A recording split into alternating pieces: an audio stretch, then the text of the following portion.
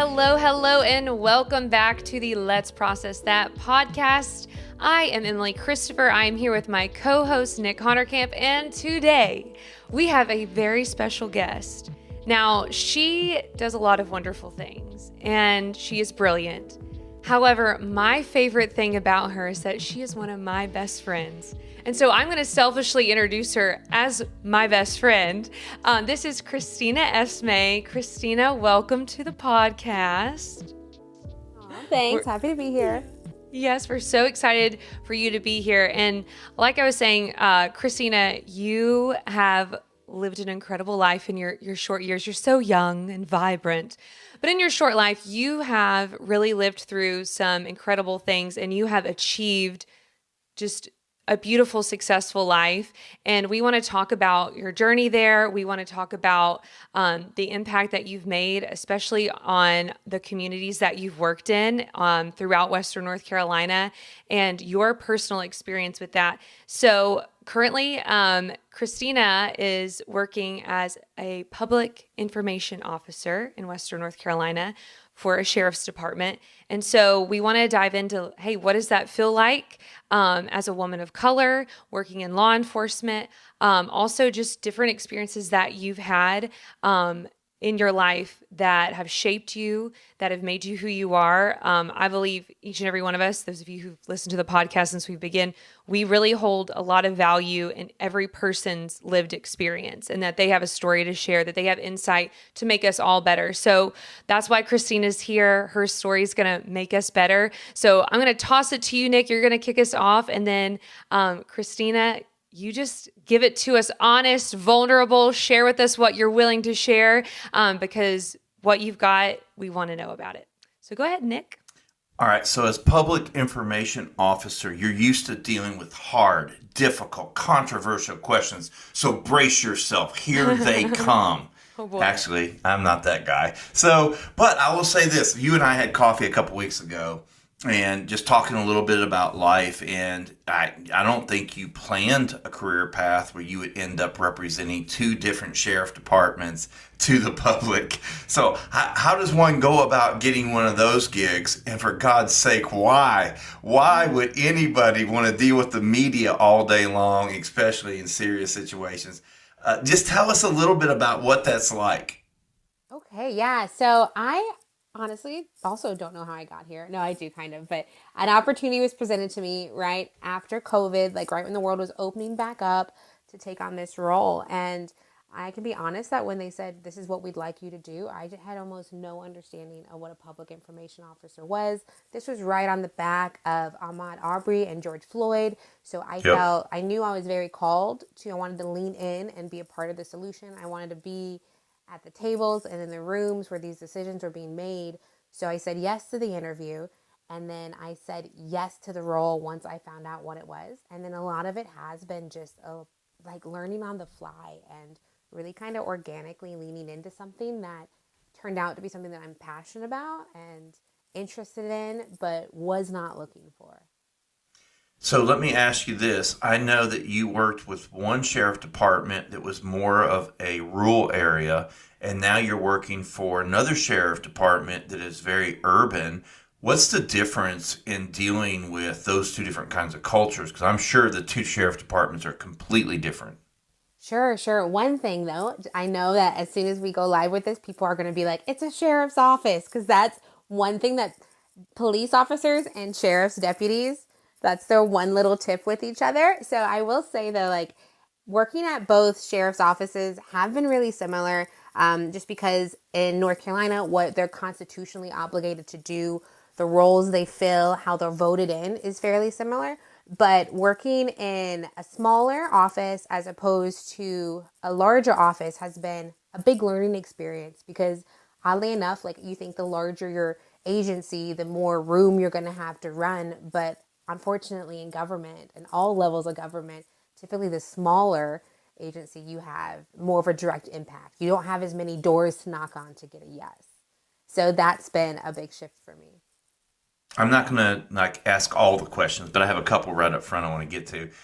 Tell me like an easy day. What's an easy day as a public information officer? And then tell me like a worst case scenario. Tell me the. I want to see the range of what my girl's dealing with every day. Okay, yeah. So an easy, normal day would be a couple media requests. So our local media outlets, whether print or digital, were to reach out, possibly for a statement. Like for instance, like St. Patrick's Day, we did a big video with them and an interview, and they just wanted some lighthearted stats and a fun, clippy, like little blip for their 6 o'clock news. That's an easy day. And then, unfortunately, when it goes bad, it goes bad. Frequently, what I say to like the team I work with and other PIOs, we don't prepare for it's not if the bad thing will happen, but when the bad thing will happen. And that bad thing is usually a mass shooting, a school shooting, potentially a bombing. I have friends who have worked for the Nashville Christmas bombing. For us in Haywood County recently, there was the flooding in the Crusoe and Bethel community. And those things really go 0 to 60 because you're just be having a normal, lighthearted day. It's usually like 6 o'clock on a Friday. You're about to walk out the door and then it's code red. Wow. All right, Em. I've asked 3 penetrating questions. See if you can follow up with one. Yeah, okay, touche.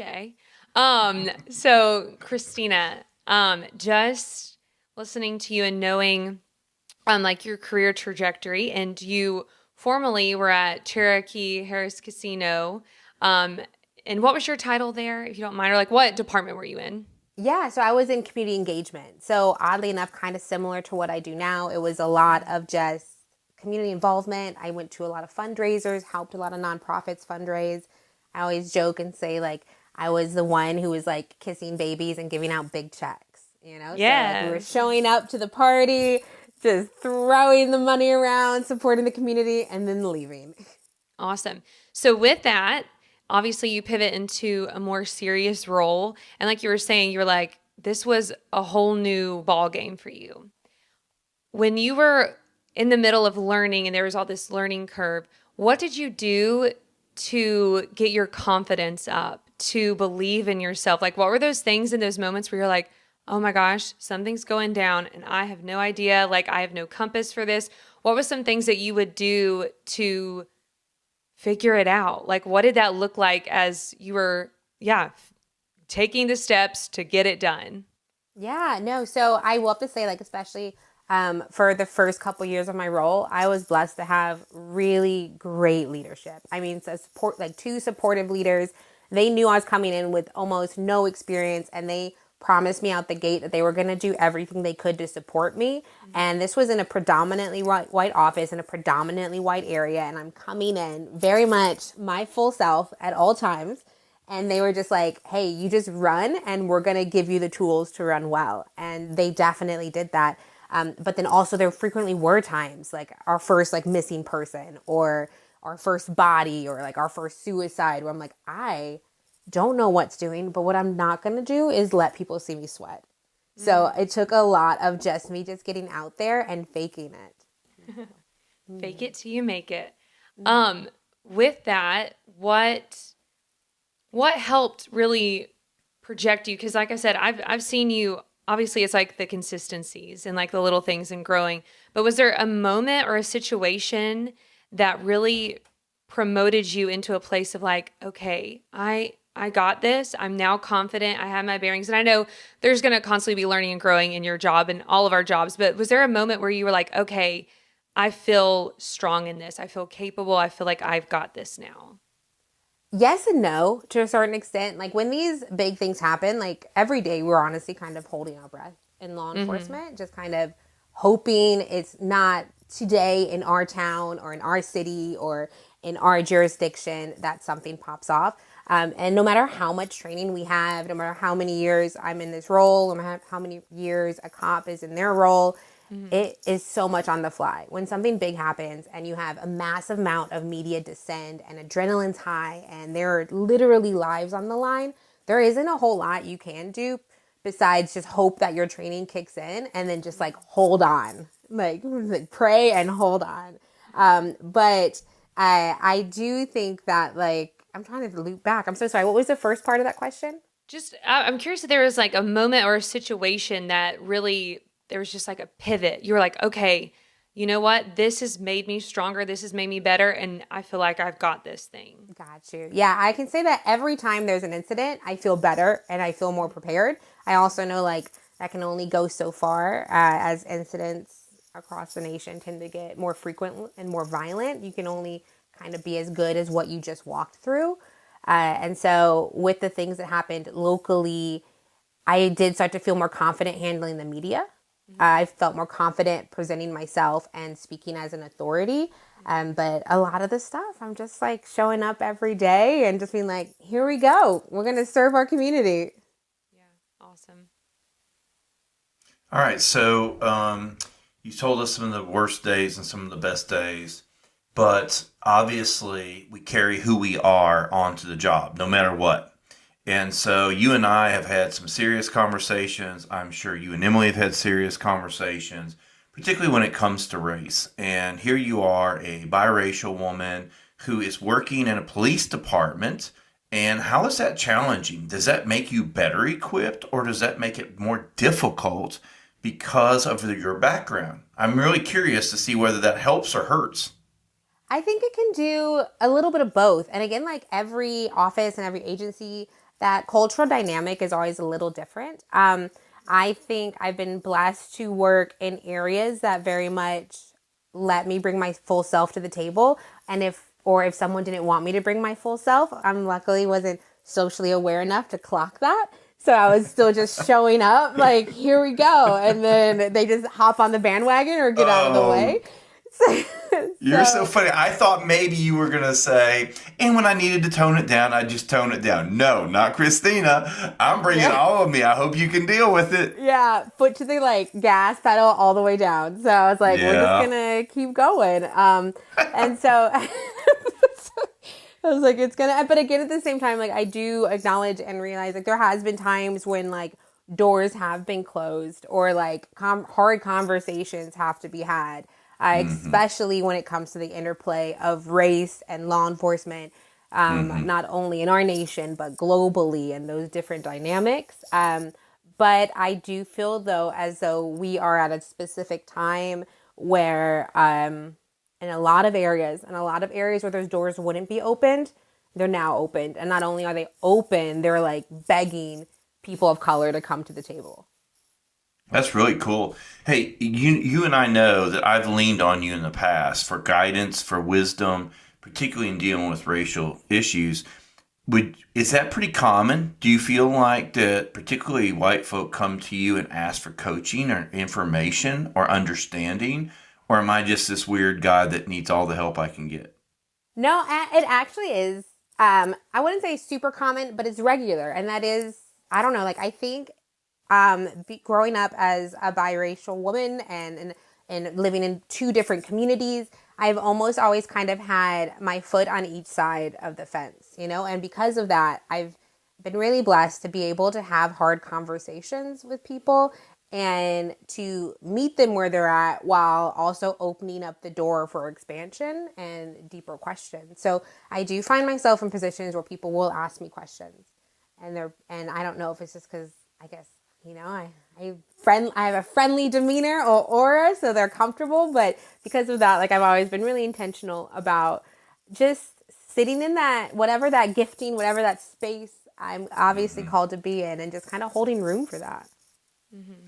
Which is interesting, and I'm going to let you speak, Emily, I promise. But what's interesting is that you have a very non alarming personality, a very welcoming personality, but yet people that know you know that you're going to shoot straight. So you've got this double blessing that people feel safe asking you questions, but they know that they're going to hear what you've got to say. And so it's such a valuable gift, and I'm sure that we take advantage of that too much.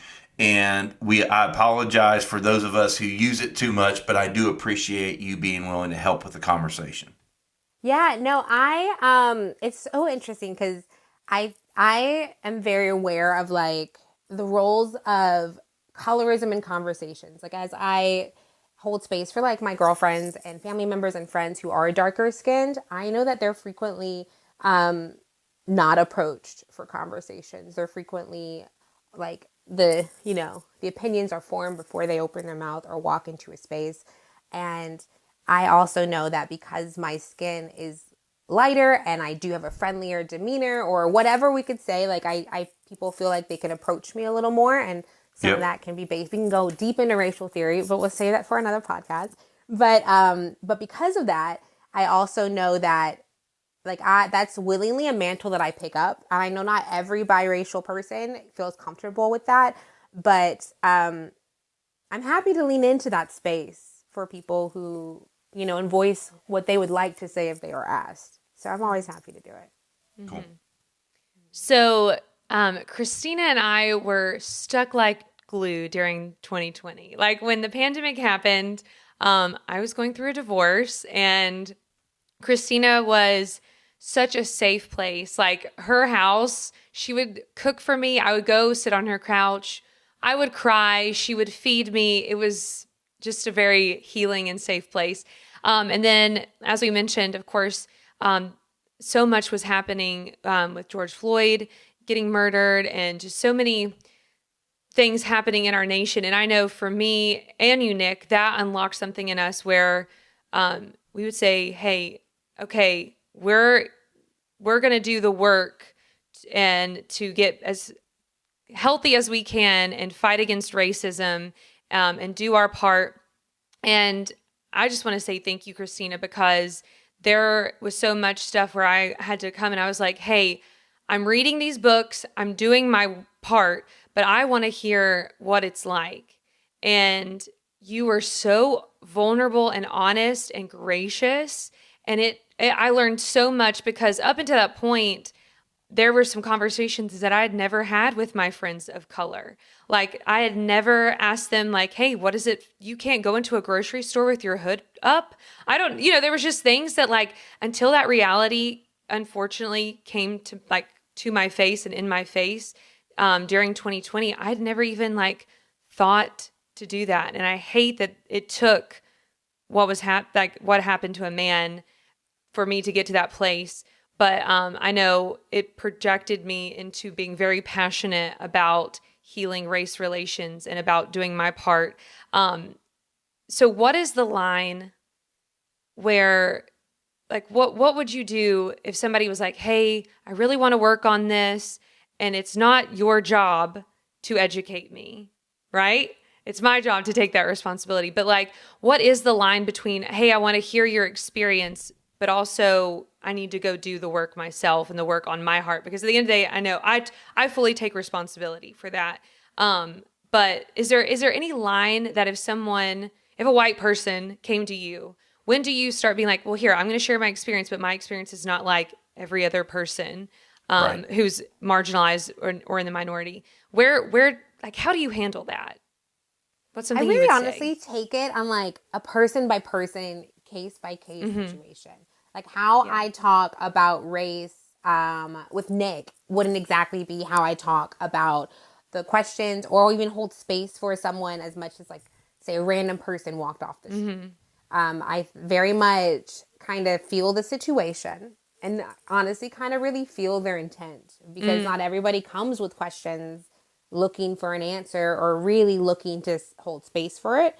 And so if I feel like they might not be super receptive, I'll just like be like, hey, here's the answer to your question, but I really encourage you to check out these books and you dive heavy into this.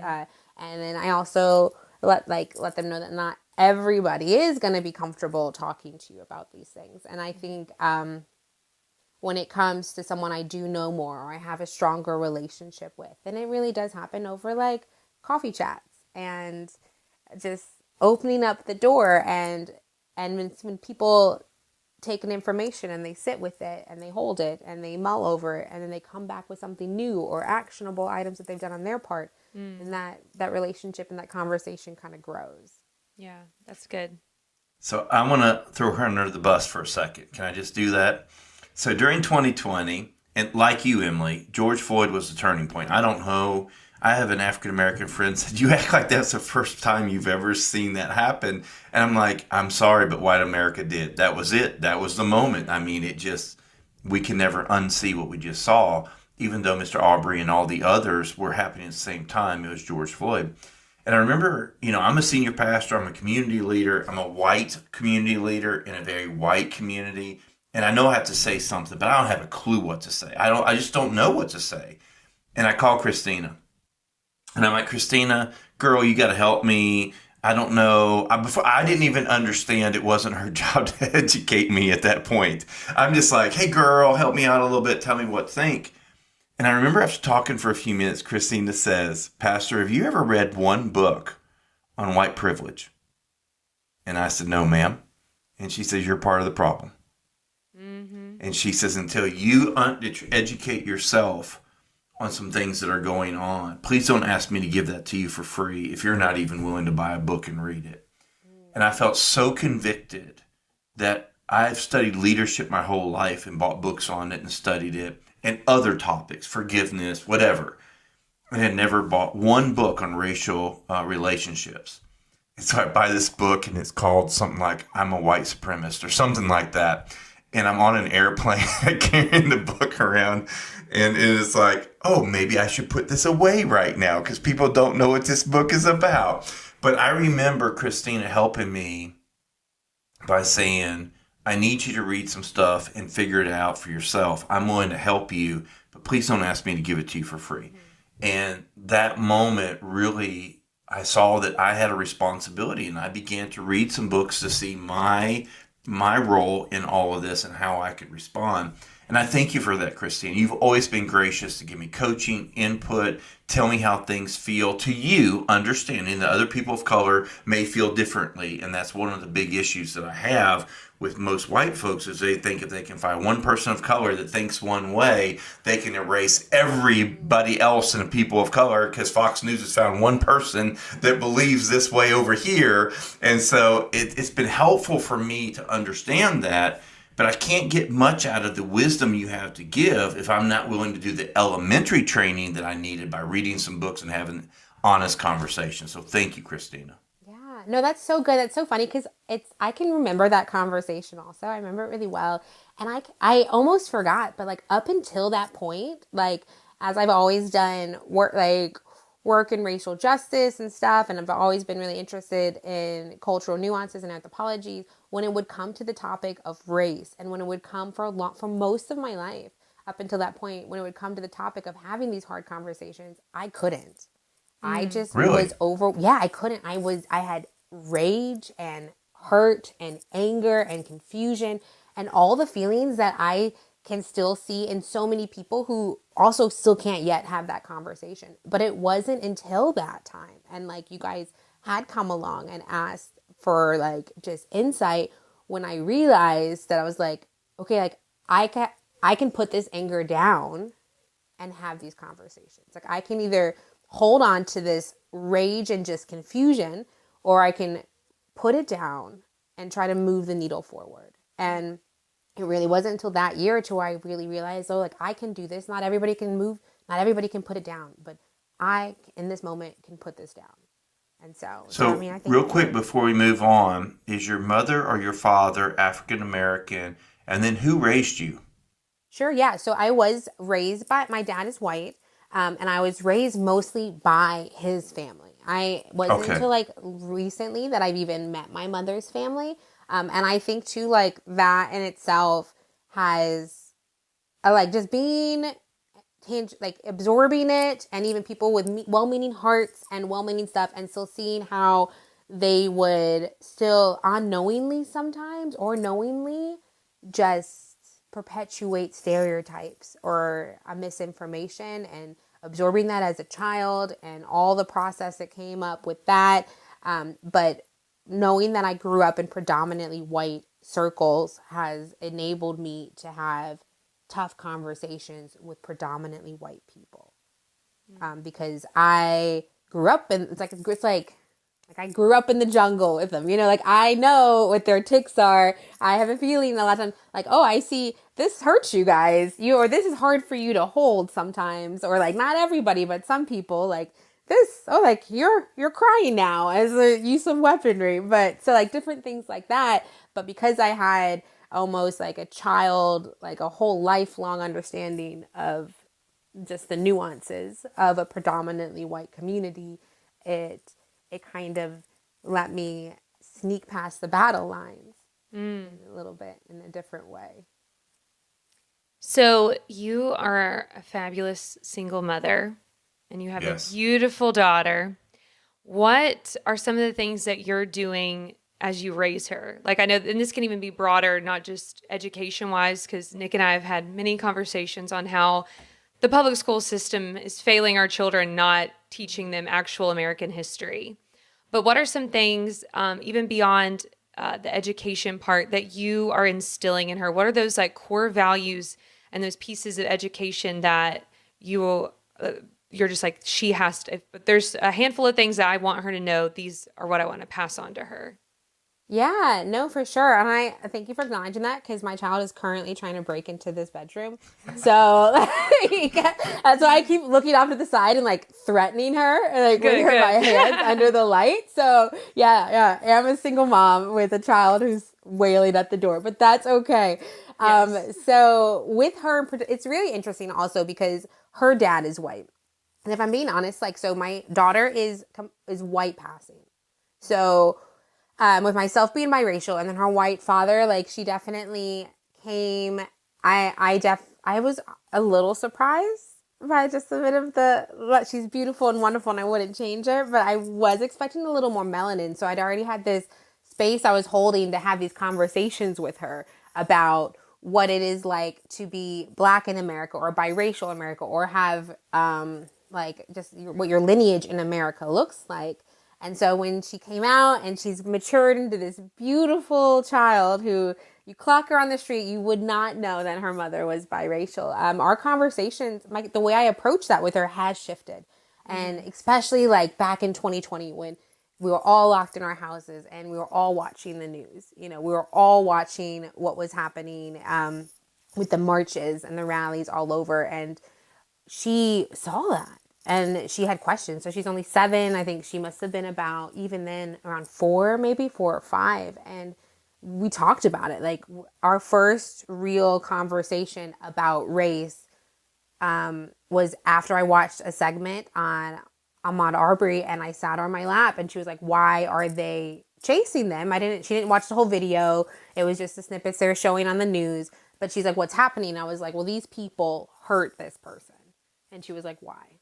And I was like, well, there are people in this country and all over the world sometimes who don't they judge people on how they look, on how their skin, and they do these things. And I broke it down into just childlike stuff and childlike conversations. And I told her from very early age, starting at that point, that listen, like your mother is considered to be a biracial or a black woman, and people aren't going to know that when they look at you. You're going to grow up. You're growing up in a predominantly white rural area, and you're going to be in spaces where people are saying things, and they're going to be saying unkind things and things that might be based on race or stereotypes. And what your job is to combat that. They're going to say things around you that they're not going to say around your mom or around your friends. And your space, like your role, is just to speak up and say, no, this isn't right. And so that's really kind of something that we're really intentional with. And even now, like as she's started school since then, she's formed relationships. One conversation in particular, one day she came home and she was like, why are they calling my friend who had this really beautiful Guatemalan name? She's like, why do they keep calling her Dora? And I was like, okay, well, this is like those things that we talk about where people might not realize or they might realize. I was like, they're calling her Dora because of this cartoon character, but that's not her name. And she's like, well, my friend Dora, I don't want to say her name. My friend said she's okay with being called Dora. And I was like, but that's okay. We're not going to call her Dora. We're going to call her by her name because her name is beautiful and she deserves to be called by her name. And so just like being really intentional about having little conversations like that, like when the things come up on the playground. And I think it's really interesting, the conversations around critical race theory and how we're filling our children, potentially filling children full of shame. And I haven't, even in my own child, I haven't clocked any of that because children are naturally curious. You know, the children aren't naturally full of shame. Like you can answer and have hard conversations with children in a way that they can understand, but they're not based in shame.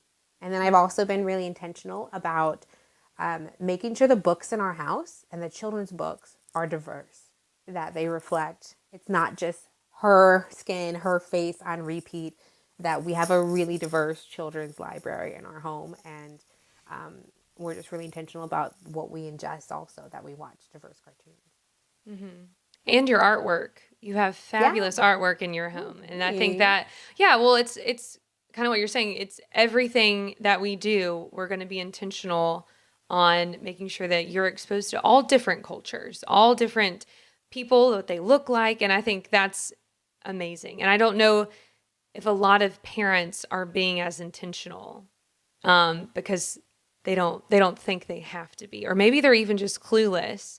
But I applaud you for making that like a core value for you in your home, because you walk in and you immediately feel that warmth and you see all kinds of different cultures. I know you love all different kinds of cultures and foods and all of that. So it's beautiful how that's a part of your life. It's not just something that it's natural now because it's so much of an importance. So I think that's awesome. But yeah, no, that's good. So would you say to the parents listening, because we do have a lot of parents with young kids, being intentional with the toys they buy, the books they buy, the shows they watch, like is there anything else that you would suggest to any parents right now?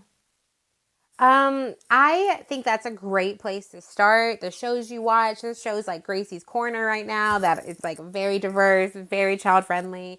It's a great avenue for kids. The books you buy, and I am intentional about, like you said, exposing Susanna to just different foods and different areas and different arts. As we are becoming more and more connected every day, especially with the internet and phones. And our idea, like we are becoming more of a globally minded like civilization. So even in rural areas, like just seeking out the cultural events that are happening, and also being intentional about where occasionally we spend our money or like what museums we go to. Like if we go to one museum, then I'm going to make sure that we recognize and try to find another museum that honors other artisans who might not be represented. So just little ways that you see and just really thinking of like, how can I broaden her exposure? That's awesome. So I'm really struggling right now, and I gave you a quick little pause in case you need to edit this part out, Emily. Okay. But I just remembered a conversation that Christina and I had in 2020.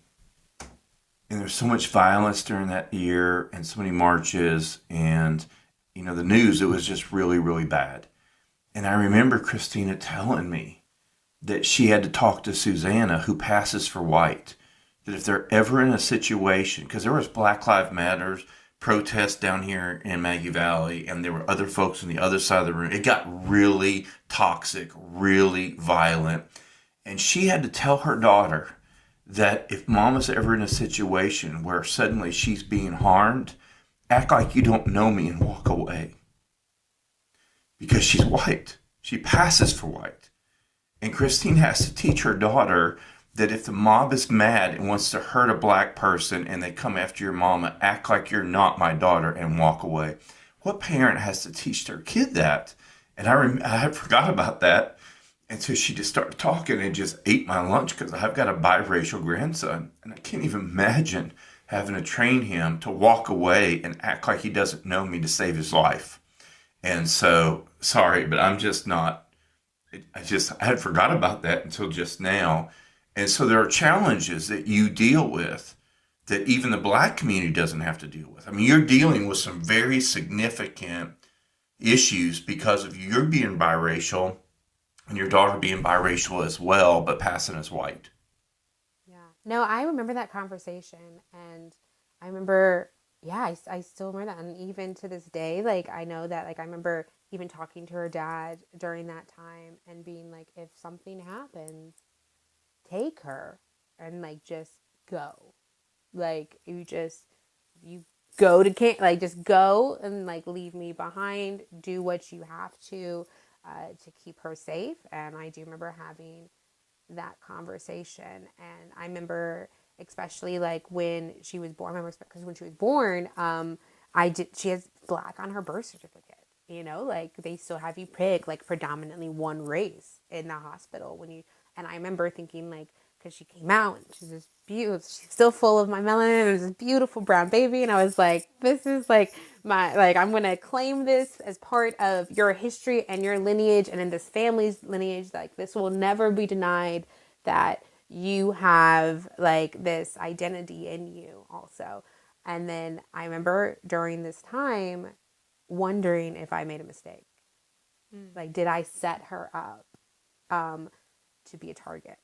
You know, like when things were at the peak and everything was hot, and we didn't know. Especially this was pre insurrection at the Capitol. Like things were just a boiling pot, and I remember thinking, did I set her up?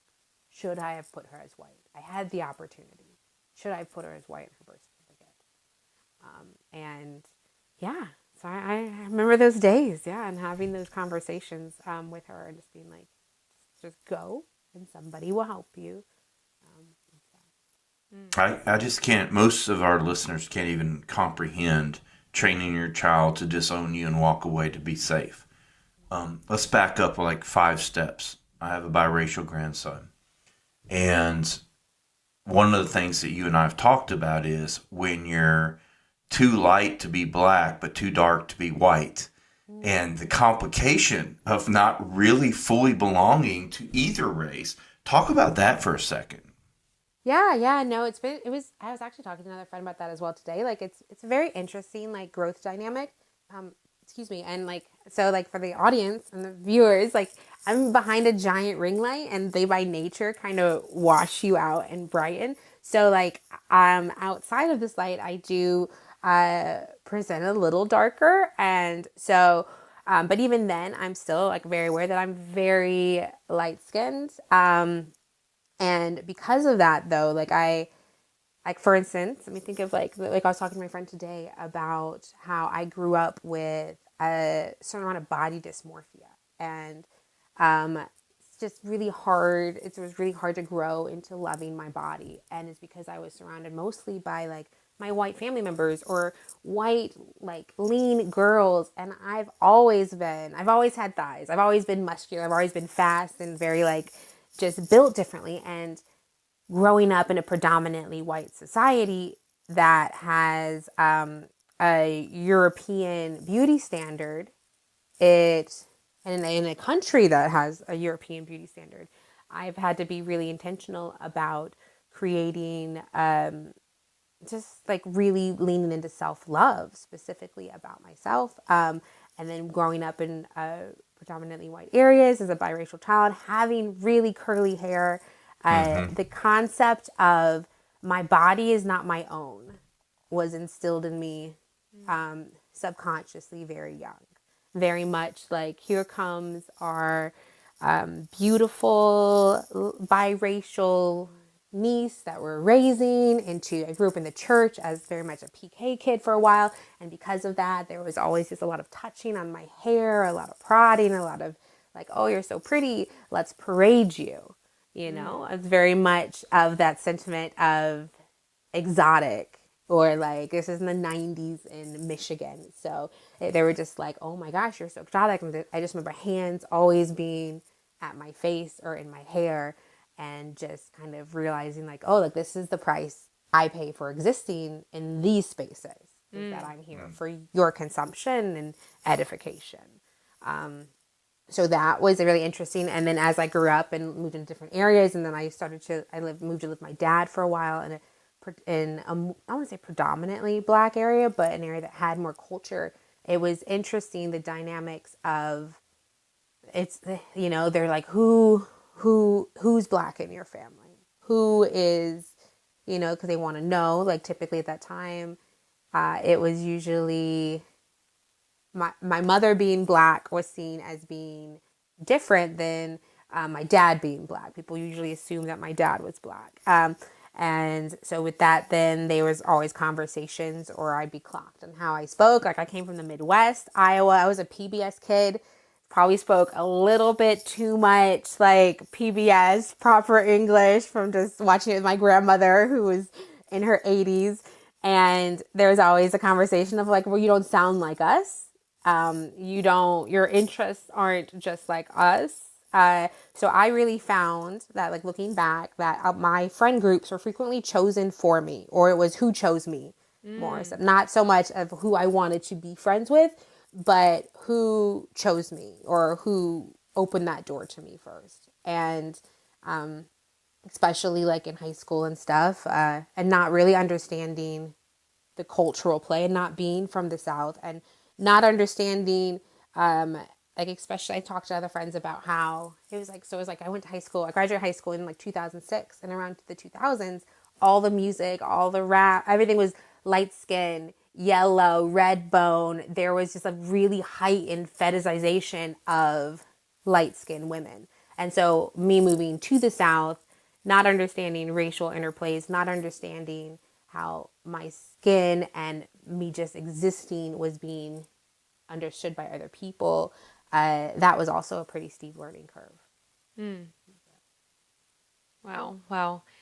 Just taking that all in, and trying to just like put myself in your shoes during especially just your formative years.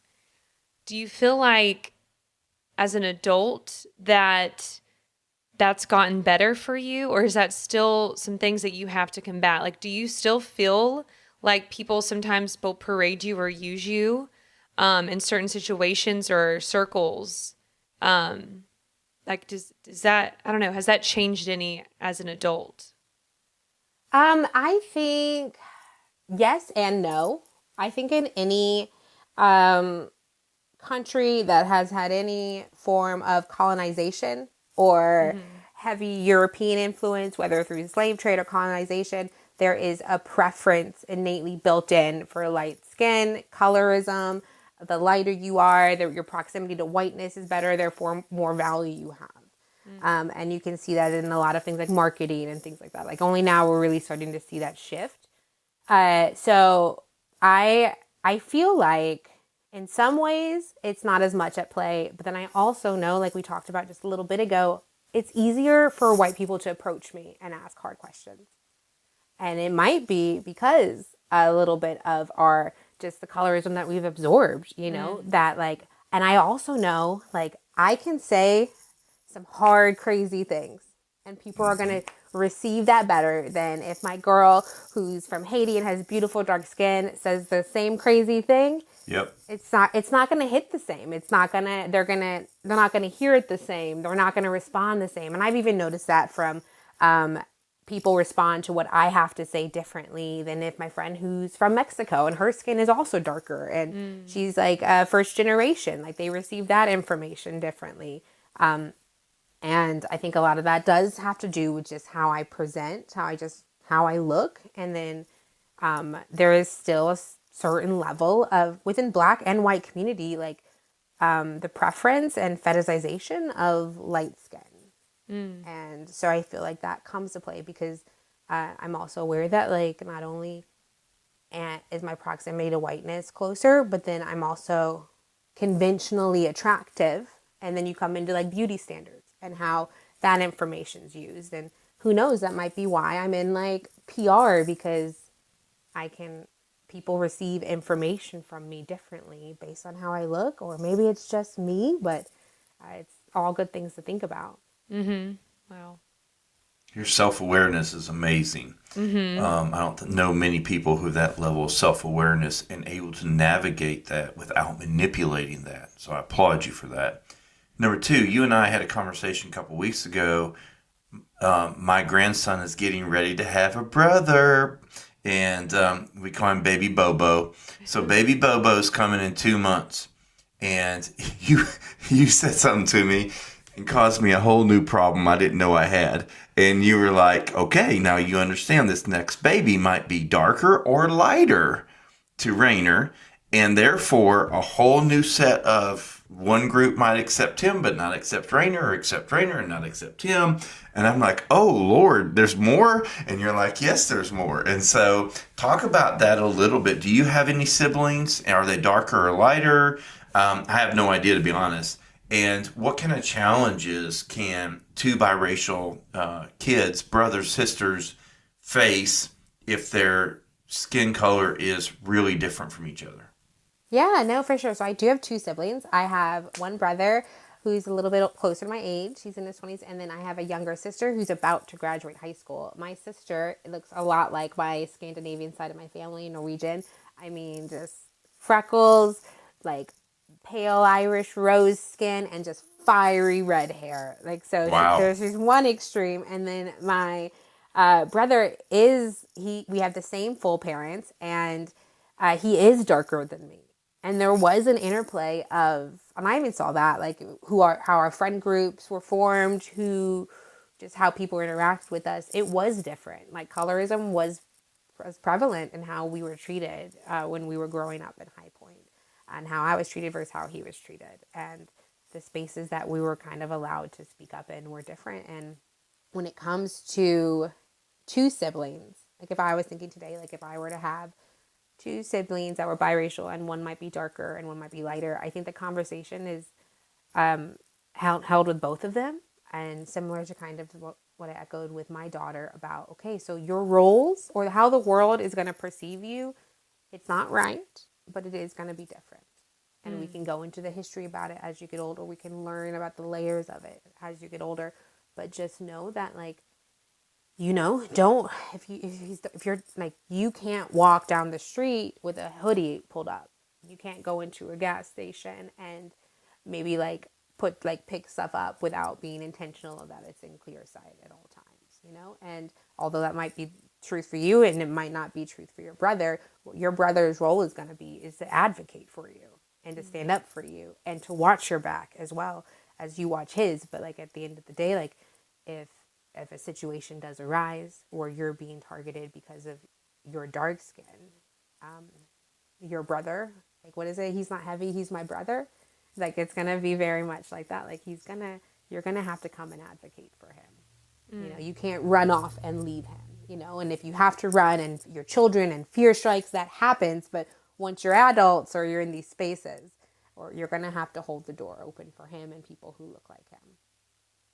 You're brilliant. You're beautiful. You're wonderful. We love you. Back to you, Emily.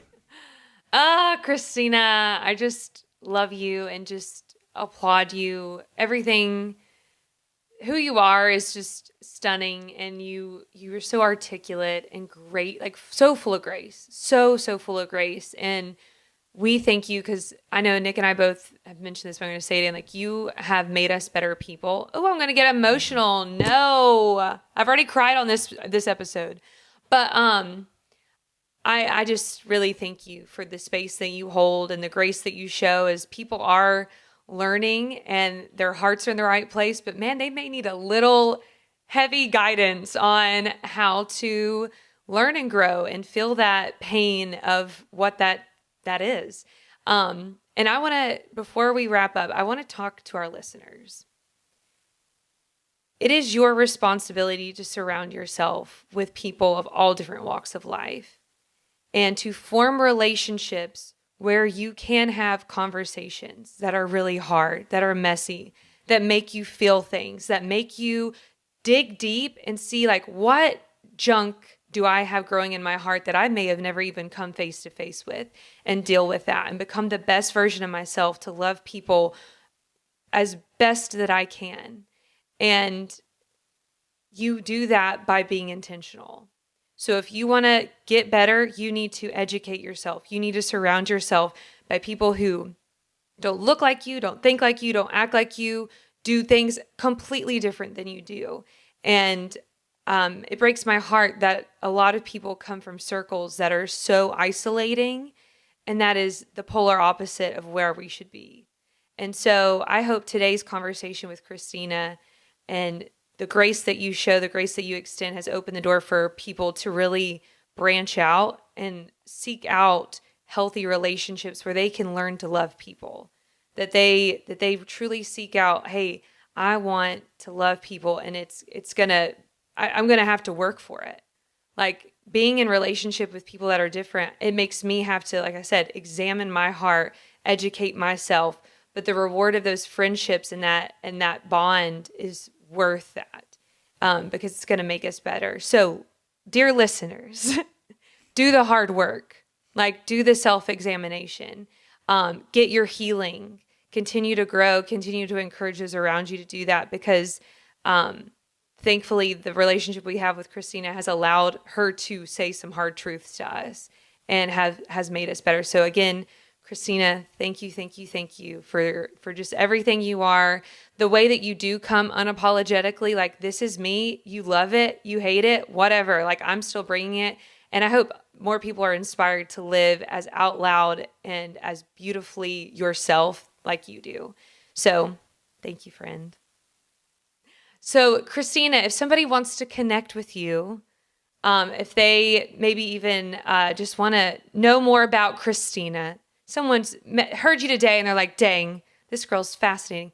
Is there a place where people can connect with you? Yeah, please talk to my agent. Yes. Would be happy to forward all DMs, emails, text messages, and she'll make sure I get those. And it's an open door. Any questions I can't answer, I'm more than happy to. And again, like, I just expound from my own experience, and even that experience is changing. Mm-hmm. So I'm happy to do that. But please contact my agent. Yeah, you'll have to run everything through me. Especially single gentlemen. I will vet you first. Yeah. I want part of that too. Deal. That's a whole podcast in itself. But really. And one day I'll share the whole story of how Christina was actually with me the night I met Adrian. And again, that's a whole nother podcast and a whole nother funny story. I didn't know this. Yes. We'll get into that on another one. But friends, thank you so much for being with us. Again, Christina, we can't thank you enough. Make sure that you subscribe, you like, you share, you email us if you've got questions, if you've got anything you just even want to say, hey, I learned this on the podcast. We love hearing from you. Email us at letsprocessthatpodcast@gmail.com. This incredible music you're hearing right now was made by the incredible Caleb Honerkamp. Shout out to our photographer, Allison Frost from Before the Foundations Photography. And my favorite person, our producer, my fiance, Adrian Wos. Hey, we'll see you next time. Bye-bye, everybody.